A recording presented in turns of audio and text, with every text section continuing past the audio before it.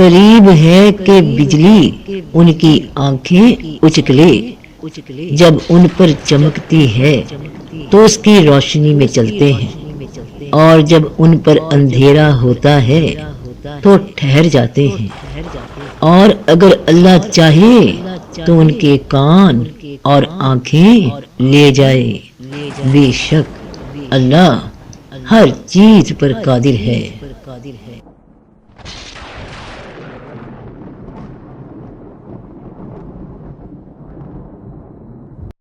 اعوذ باللہ من الشیطان الرجیم، بسم اللہ الرحمن الرحیم۔ السلام علیکم ورحمۃ اللہ وبرکاتہ۔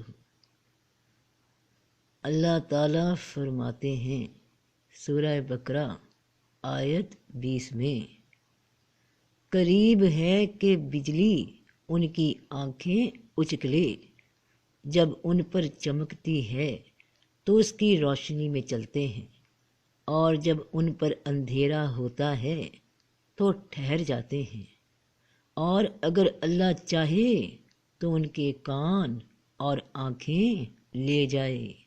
بے شک اللہ ہر چیز پر قادر ہے۔ بڑی گہری آیت ہے، بڑا گہرا مقام ہے، گویا کوزے میں سمندر بند ہے۔ ایک وہ سمندر جس میں انسان کی اس صفت کے متعلق بتایا گیا جس کو جاننا انسان کے نفس کو سمجھنے کے لیے، اس کی روحانی تربیت کے لیے بہت ضروری ہے۔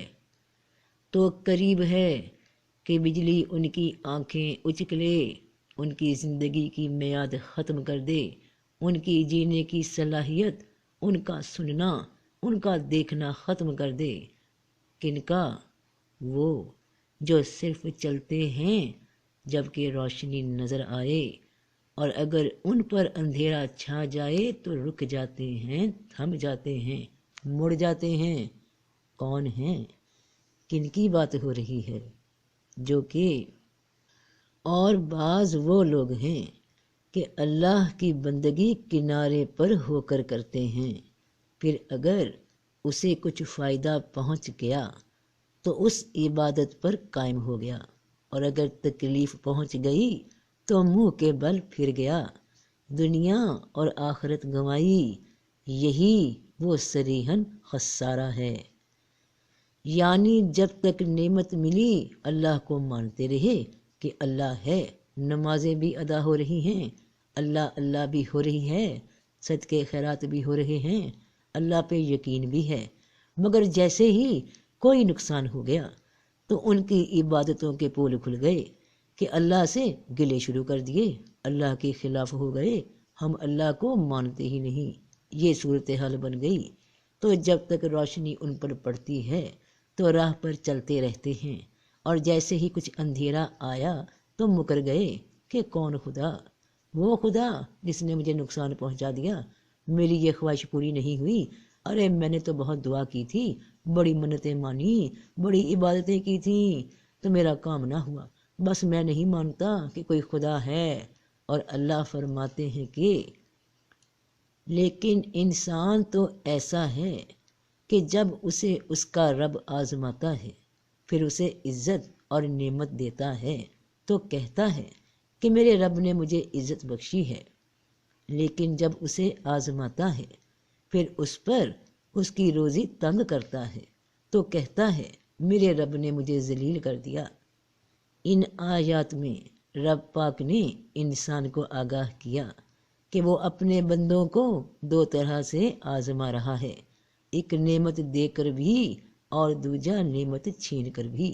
جب نعمت ملتی ہے تو خوش ہو جاتا ہے کہ میرا رب بڑا مہربان ہے، بڑا شفیق ہے، اور جب ذرا وہی مہربان، وہی رحم فرمانے والا رب کسی آزمائش میں مبتلا کر دے، یہ دیکھنے کے لیے کہ یہ میرا بندہ جو مجھ پہ بڑا راضی ہے کسی نعمت کے ملنے پہ، تو کیا یہ تب بھی راضی رہے گا مجھ پہ اگر میں اس سے کچھ چھین لوں، واپس لے لوں؟ کیونکہ نعمت دی بھی میں نے تھی، اور واپس بھی میں ہی لے رہا ہوں، یہ اتنا تو جانتا ہی ہوگا۔ تو اگر اس کو میرے سے محبت ہے تو پھر اس کا رویہ نعمت ملنے پہ نہیں بدلے گا، اور نہ ہی نعمت کے چھن جانے سے یہ آپے سے باہر ہو جائے گا، اور نہ مایوس ہو کر رب کے خلاف ہو جائے گا کہ گیلے کرنے لگے، جبکہ اس کو نعمت ملنے پہ شکر کرنا چاہیے تھا اور نعمت چھن جانے پہ صبر کرنا چاہیے تھا، کیونکہ دونوں ہی صورتیں رب کی رضا کی ہیں۔ تو ایسے لوگ کون ہیں اور کون تھے؟ دونوں مثالیں ہی رب کی کتابوں سے مل جاتی ہیں، قرآن پاک سے بھی اور تورات سے بھی۔ آج ذرا ان آیتوں کو دیکھنا اور غور کرنا کہ کہیں ہم یعنی موجودہ مسلمان، ہم میں سے کوئی بندے کہیں اس آزمائش کا شکار تو نہیں جن کے متعلق رب پاک فرما رہے ہیں کہ یہ دنیا اور آخرت گواہ بیٹھے اور خسارے میں ہیں۔ تو اللہ پاک فرماتے ہیں اپنے اتنے بڑے بڑے احسان یاد کروا رہے ہیں، تو اے بنی اسرائیل میرے احسان یاد کرو جو میں نے تم پر کیے، اور تم میرا عہد پورا کرو، میں تمہارا عہد پورا کروں گا، اور مجھ سے ہی ڈرا کرو۔ وہ عہد پورا کرو رب کے بندے بن کر رہنے کا، اور اسی کا تقوی دل میں رکھو۔ اور جب ہم نے تمہیں فرعونیوں سے نجات دی، وہ تمہیں بری طرح عذاب دیا کرتے تھے، تمہارے بیٹوں کو ذبح کرتے تھے اور تمہاری بیٹیوں کو زندہ رکھتے تھے، اور اس میں تمہارے رب کی طرف سے تمہاری بڑی آزمائش تھی۔ کس قدر بڑی آزمائش ہے، کتنا ہولناک امتحان ہے کہ انسان کسی ایسی جگہ پھنس جائے، خدا نہ خواستہ، جہاں اس کی اولاد کو اس کی آنکھوں کے سامنے ختم کر دیا جائے، اور وہ اتنا بے بس ہو، اتنا کمزور ہو کہ اپنی اولاد تک کو بچانے کا حوصلہ نہ ہو، اور وہ دعائیں کرے، رب کو یاد کرے کہ ہماری مدد فرما، ہم بے بس ہو گئے، مجبور ہو گئے، تو رب نے ان کو اس بڑے عذاب سے نجات دی، اپنے بندے حضرت موسیٰ علیہ السلام کو وہاں بھجوا کر ان کے لیے بچنے کی راہ بنا دی۔ تو جب وہ اتنے بڑے عذاب سے باہر آ گئے، ان پہ آسانی ہو گئی، تو رب نے پھر آزمایا انہیں کہ یہ شکر گزار بندے ہیں یا نہیں، تو ان پر ایک وقتی پریشانی بھیجی کہ جب فرعون والے ان کا پیچھا کرنے لگے کہ ان کو پکڑ لیں، تو ان کا بھروسہ تو ہونا چاہیے تھا کہ اتنی بڑی مصیبت سے جس رب نے نکال لیا، جس نے بچوں کو قتل ہونے سے بچا لیا، تو وہ ہمیں پھر بچا لے گا، جس نے اتنے بڑے عذاب سے نجات دی۔ مگر وہ یہ آزمائش دیکھ کر رب کے پہلے احسان بھول گئے اور بولے۔ اور جب فرعون نزدیک پہنچا تو بنی اسرائیل نے آنکھ اٹھا کر دیکھا کہ مصری ان کا پیچھا کرتے کرتے آن پہنچے ہیں، تب وہ دہشت زدہ ہو کر خداوند سے فریاد کرنے لگے اور موسیٰ سے کہنے لگے کہ کیا مصر میں قبریں نہ تھیں جو تو ہمیں مرنے کے لیے بیابان میں لے آیا ہے؟ تو نے ہمارے ساتھ یہ کیا کیا کہ ہمیں مصر سے نکال لایا؟ کیا ہم نے تجھ سے مصر میں ہی نہ کہا تھا کہ ہمارا پیچھا چھوڑ دے اور ہمیں مصریوں کی خدمت میں لگے رہنے دے؟ یہاں بیابان میں مرنے کی بنسبت ہمارے لیے مصریوں کی خدمت کرتے رہنا ہی بہتر تھا۔ تو یہ حال ہے ناشکری کا کہ اتنی بڑی اذیت سے نکالے گئے کہ اولادیں قتل ہو رہی تھیں، مگر اس احسان پہ بھی ناشکرے بن گئے کہ کیوں نکال لائے ہمیں، ہم تو غلامی کر کے ہی راضی تھے۔ تو اللہ فرماتے ہیں کہ اور جب ہم نے تمہارے لیے سمندر کو پھاڑ دیا، پھر تمہیں تو بچا لیا، اور تمہارے دیکھتے دیکھتے فرعونیوں کو ڈبو دیا۔ اللہ نے پھر ان کی یہ ناشکری، ان کی اس غلطی کو معاف کر دیا، اور انہیں موقع دیا کہ سمجھ جائیں، جس بات سے ڈر رہے تھے کہ فرعونی جان سے مار دیں گے، سر پہ کھڑے ہیں، تو رب پاک نے ایک بار پھر اپنی شان دکھائی کہ ان کی آنکھوں کے سامنے دیکھتے ہی دیکھتے وہ بچا لیے گئے، اور اتنا بڑا معجزہ آنکھوں کے سامنے ہوا کہ سمندر راستے سے ہٹ کر 2 دیواروں کی شکل میں کھڑا ہو گیا۔ اور یہ بات ہی کافی ہے کسی عقل والے کے لیے کہ یہ کام کوئی انسان نہیں کر سکتا، یہ کام صرف حضرت موسیٰ علیہ السلام کا وہ عصا نہیں کر سکتا، اگر رب کی طاقت پیچھے نہ ہو تو رب کا ہی معجزہ ہے۔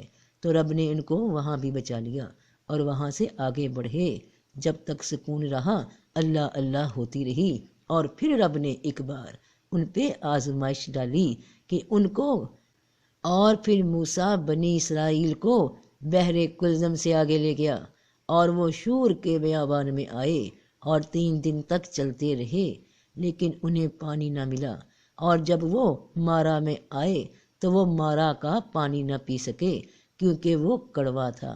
یہی وجہ ہے کہ اس جگہ کا نام مارا پڑ گیا۔ لہٰذا انہوں نے موسیٰ کے خلاف بڑبڑانا شروع کر دیا اور کہنے لگے ہم کیا پئیں؟ تب موسیٰ نے خداوند سے فریاد کی اور خداوند نے اسے لکڑی کا ایک ٹکڑا دکھایا۔ جب اس نے اسے پانی میں ڈالا تو پانی میٹھا ہو گیا۔ رب پاک نے پھر ان کی خطا معاف فرما دی اور اپنے رسول کی دعا پر اس کھارے پانی کو میٹھا کر دیا۔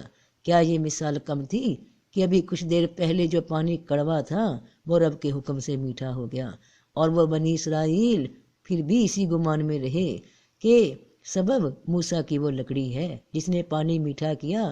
ان کی نگاہ، ان کی دل کی سمجھ جو اندھی تھی، جو مسبب کو نہیں سمجھ پاتی تھی، تو رب پاک نے ان پر اپنے انعامات کیے، ان پہ آسانی کی تاکہ وہ سمجھ لیں۔ اور پھر ایک آزمائش کا وقت آ گیا کہ اور مصر سے نکل آنے کے دوسرے مہینے کے 15ویں دن بنی اسرائیل کی ساری جماعت ایلیم سے روانہ ہو کر سین کے بیابان پہنچی، جو کہ ایلیم اور سینا کے درمیان ہے، اور اس بیابان میں ساری جماعت موسیٰ اور ہارون کے خلاف بڑبڑانے لگی، اور بنی اسرائیل نے ان سے کہا کہ کاش ہم مصر میں ہی خدا کے ہاتھ سے مارے جاتے، وہاں ہم گوشت کی ہانڈیوں کے پاس بیٹھ کر جتنا چاہتے تھے کھاتے تھے، لیکن تو ہمیں وہاں سے نکال کر اس بیابان میں اس لیے لے آیا ہے کہ سارے مجمع کو بھوکا مار دے۔ تو انہیں وہ سب احسان بھول گئے کہ کیسے اولاد کے قتل ہو رہے تھے، کیسے سمندر نے راہ بنا لی تھی، کیسے کھارا پانی میٹھا ہو گیا تھا، اور اب تک کیسے فائدے مل رہے تھے۔ ذرا سا 2-3 دن میں ایک امتحان آیا تو ان کا سارا ایمان جاتا رہا۔ تو جب تک فائدہ ملتا رہے تو ساتھ دیں، ورنہ کم ظرفوں کی طرح اوقات دکھا دیں۔ تو اسی طرح پھر بنی اسرائیل کی ساری جماعت سین کے بیابان سے روانہ ہوئی، اور جیسا خداوند نے حکم دیا جگہ جگہ سفر کرتے ہوئے رفیدیم میں جا کر پڑاؤ کیا، لیکن وہاں لوگوں کے پینے کے لیے پانی نہ تھا۔ لہٰذا وہ موسیٰ سے جھگڑا کر کے کہنے لگے کہ ہمیں پینے کے لیے پانی دے۔ موسیٰ نے جواب دیا کہ تم مجھ سے کیوں جھگڑتے ہو اور خداوند کو کیوں آزماتے ہو؟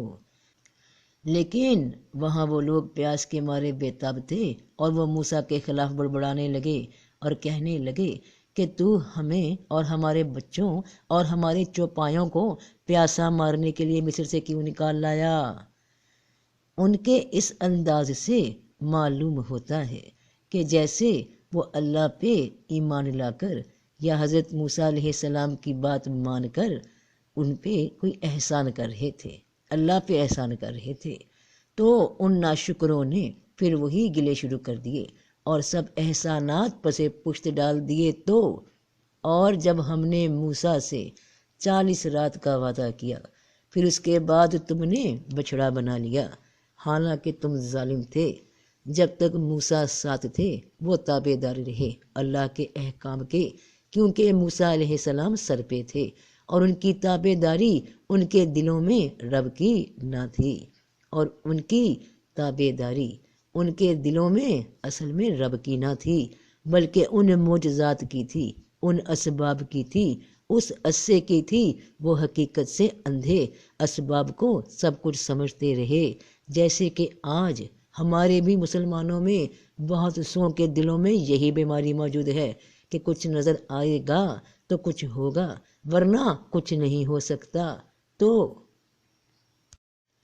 اور جب لوگوں نے دیکھا کہ موسیٰ نے پہاڑ سے اترنے میں دیر لگائی تو وہ ہارون کے پاس جمع ہو کر کہنے لگے کہ ہمیں ایک دیوتا بنا کر دے جو ہمارے آگے آگے چلے، کیونکہ ہم نہیں جانتے کہ اس شخص موسیٰ کو جو ہمیں مصر سے نکال لایا کیا ہو گیا ہے۔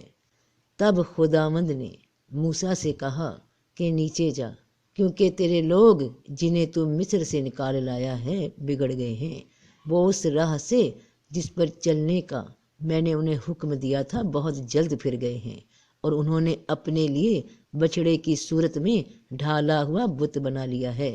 انہوں نے اس کی پرستش کی ہے اور اس کے لیے قربانی چڑھا کر یہ بھی کہا کہ اے اسرائیل، یہ تیرا وہ دیوتا ہے جو تجھے مصر سے نکال کر لایا ہے، یعنی اسی دیوتا نے تمہیں فرعون سے بچایا، اسی دیوتا نے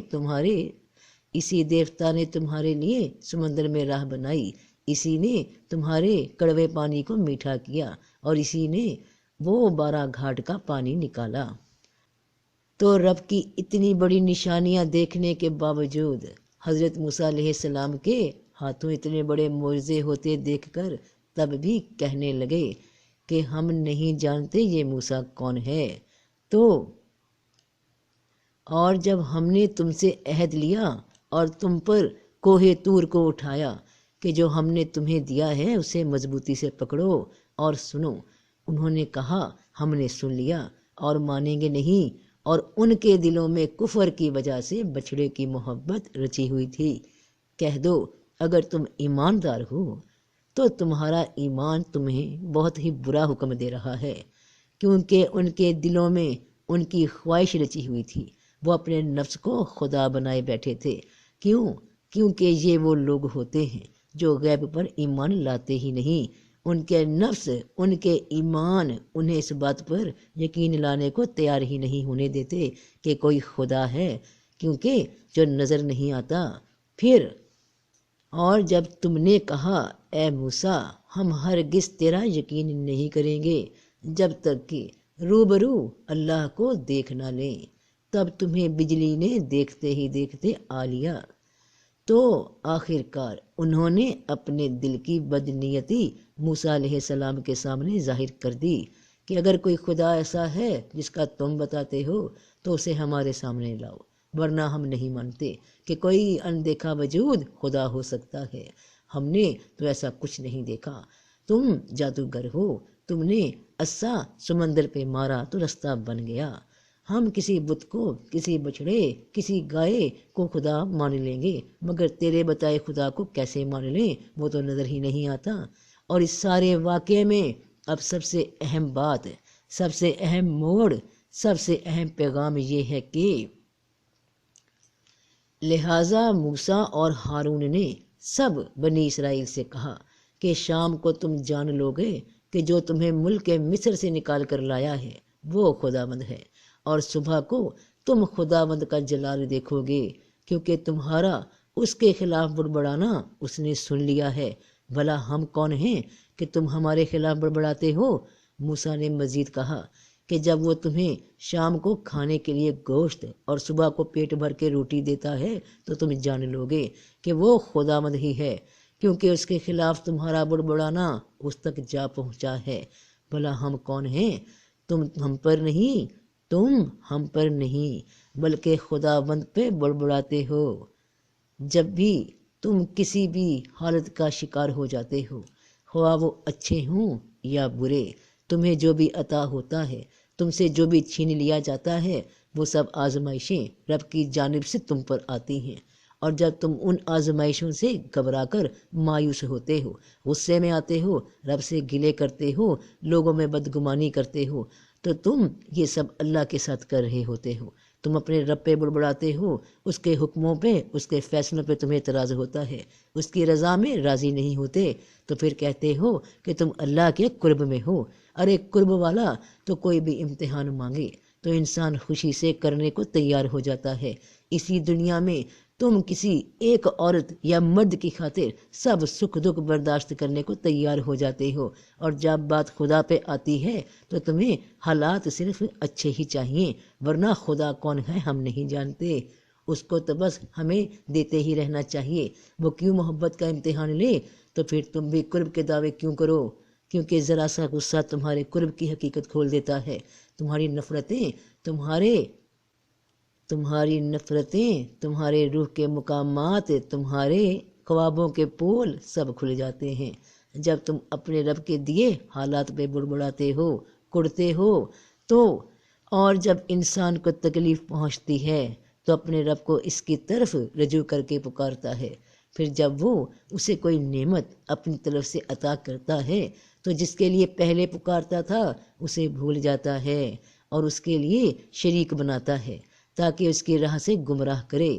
کہہ دو اپنے کفر میں تھوڑی مدت فائدہ اٹھا لے، بے شک تو دوزخیوں میں سے ہے۔ یعنی جس طرح تمہیں جب ضرورت تھی تم گڑ گڑا رہے تھے، تمہیں اللہ کے سوا نظر کوئی نہیں آ رہا تھا، تو جیسے ہی ضرورت پوری ہو گئی تو کیا اللہ کو بھول گئے؟ اللہ صرف ضرورت کے لیے یاد تھا، اب اتنا یاد نہیں کرنا؟ تو انسان بھلائی مانگنے سے نہیں تھکتا، اور اگر اسے کوئی تکلیف پہنچ جائے تو مایوس اور نا امید ہو جاتا ہے، اور جب ہم انسان پر انعام کرتے ہیں تو منہ پھیر لیتا ہے اور پہلو تہی کرتا ہے، اور جب اسے کوئی تکلیف پہنچتی ہے تو نا امید ہو جاتا ہے۔ اور اب ایک اور حقیقت سے پردہ اٹھتا ہے کہ اور انسان برائی مانگتا ہے جس طرح وہ بھلائی مانگتا ہے، اور انسان جلد باز ہے تو انسان جلد بازی میں اپنے سب کیے کرائے پہ پانی پھیر لیتا ہے۔ اگر اس میں صبر نہ ہو تو اس کی محنت سب بیکار ہو جاتی ہے۔ تو اور اے موسیٰ، تجھے اپنی قوم سے پہلے جلدی آنے کا کیا سبب ہوا؟ کہا وہ بھی میرے پیچھے آ رہے ہیں، اور اے میرے رب میں جلدی تیری طرف آیا تاکہ تو خوش ہو۔ تو حکم ہوا تھا موسیٰ علیہ السلام کو کہ اپنی قوم کو ساتھ لائیے گا، مگر موسیٰ علیہ السلام سمجھتے تھے کہ یہ لوگ ایمان والے ہو چکے ہیں، اور ہارون علیہ السلام بھی تو وہاں موجود ہیں، تو ان کو ہدایات دے کر خود رب کے بتائے مقام پہ پہنچ گئے، اور رب نے ان کو دکھا دیا کہ جو آپ سوچ رہے تھے کہ یہ قوم سدھر گئی، مگر یہ تب تک ہی آپ کے آرڈر میں تھی جب تک آپ وہاں موجود تھے۔ آپ کو دیکھ کر ایمان پر رہتے ہیں، جیسے یہاں مسلمان نیکی صرف اس لیے کرتے ہیں کہ دوسرا مسلمان دیکھ رہا ہے، لوگوں کو دکھانے کے لیے، مگر دل میں نیکی کی نیت نہیں ہوتی، صرف شاباشی لینے کو، نام اچھا مشہور ہو جانے کو عمل کیے جاتے ہیں۔ اور ایک ایسا مقام رسول پاک صلی اللہ علیہ وآلہ وسلم کی حیات مبارکہ میں بھی پیش آ گیا، جب جنگ احد میں یہ بات پھیلی کہ رسول پاک صلی اللہ علیہ وسلم کو شہید کر دیا گیا تو کئی صحابی ہتھیار پھینک بیٹھے، ایک دم پریشان ہو گئے۔ تو آیت اتری کہ اور محمد صلی اللہ علیہ وسلم تو ایک رسول ہیں، اس سے پہلے بہت رسول گزرے، پھر کیا اگر وہ مر جائے یا مارا جائے تو تم الٹے پاؤں پھر جاؤ گے؟ اور جو کوئی الٹے پاؤں پھر جائے گا تو اللہ کا کچھ بھی نہیں بگاڑے گا، اور اللہ شکر گزاروں کو ثواب دے گا۔ یہ وہی امتحان تھا جو بنی اسرائیل والوں کا ہوا کہ اگر تم جنگ لڑ رہے تھے تو اللہ کے لیے یا محض رسول پاک صلی اللہ علیہ وسلم کی شخصیت کے لیے؟ تو اے موسیٰ، تجھے اپنی قوم سے پہلے جلدی آنے کا کیا سبب ہوا؟ فرمایا تیری قوم کو تیرے بعد ہم نے آزمائش میں ڈال دیا ہے اور انہیں سامری نے گمراہ کر دیا۔ تو آزمائش ہوئی قوم کی کہ موسیٰ علیہ السلام کی خاطر ان کو دیکھ کر اسلام قبول کیا، اللہ کی راہ پہ چلے، یا اس حقیقت کو جان کر اسلام قبول کیا تھا، جیسے کہ آج کے کئی مسلمان جن کو مرشد کی تلاش ہے کہ مرشد ملے گا تو اسلام کی کہانی شروع کریں گے، ورنہ نہ ہم اسلام کو جانتے ہیں، نہ خدا کے حکم کو، نہ رسول کے حکم کو، نہ مرشد ملیں گے تو نہ ہم کچھ کریں گے، چاہے زندگی کی کہانی ختم ہو جائے۔ تو کوئی پیر، کوئی مرشد ملے گا، میری آنکھوں کو تسلی ہوگی کہ میں کسی کو سامنے دیکھ لوں تو ہی دل میرا آمادہ ہوگا خدا کی پرستش کو۔ تو سنبھل جاؤ، دیکھ لو کہ تمہارے جیسے لوگ دنیا میں جو عمل کر گئے تو ان کے نتیجے رب نے دکھا دیے۔ رب بتا رہا ہے کہ خسارے میں ہیں، نقصان میں ہیں۔ تو حضرت موسیٰ علیہ السلام نے بولا، کہا وہ بھی میرے پیچھے آ رہے ہیں، اور اے میرے رب میں جلدی تیری طرف آیا تاکہ تو خوش ہو۔ میں تو خوشخبری لا رہا تھا کہ یا رب یہ لوگ سب ٹھیک ہو گئے، تیرے حکموں میں آ گئے، مگر حقیقت تو کچھ اور نکلی۔ منہ پہ یہ ایمان والے بنے رہے اور دلوں سے نہ شکرے رہے۔ تو اور بعض وہ لوگ ہیں کہ اللہ کی بندگی کنارے کنارے ہو کر کرتے ہیں، پھر اگر انہیں کچھ فائدہ پہنچ جائے تو اس عبادت پر قائم ہو جائیں گے، اور اگر تکلیف پہنچ جائے تو منہ کے بل پھر گئے، دنیا اور آخرت گنوا دی۔ یہی وہ صریحاً خسارہ ہے۔ رب کی آزمائشوں کو سمجھنا، چاہے نعمت آئے تب بھی شکر کرنا، چاہے چھن جائے تب بھی شکر کرنا، کیونکہ دینے والا بھی وہی ہے اور چھین لینے کی طاقت بھی صرف اس کے پاس ہے۔ ان تعویذوں کے توڑ کرواتے کرواتے تم ٹوٹ جاؤ گے، بکھر جاؤ گے، انجام صرف آگ رہ جائے گا، کیونکہ تم تو امتی تھے اس رسول کے، وہ جو رحمت للعالمین ہیں صلی اللہ علیہ وآلہ وسلم۔ جو پیغام وہ تمہارے پاس لائے وہ تمہارے گھروں میں موجود ہے، لحافوں میں لپٹا لپٹا کے رکھے ہیں، ان کو نکالو اور پڑھو اور عمل کرو۔ وہ مرشد ہیں، وہ اللہ کا پیغام ہے۔ تو آخری قانون لے کر اترنے والے وہ عظیم رسول صلی اللہ علیہ وآلہ وسلم، ان کی اطاعت کی جانب رخ موڑ لو، اپنے خدا کو راضی کرو۔ یہ زندگی بار بار نہیں ملنی، اسے عیش کے لیے نہیں عاقبت کے لیے تیار کرو۔ تو سب کا بھلا، سب کی خیر، جیتے رہو بہن بھائیوں، بیٹے بیٹیوں، فی امان اللہ۔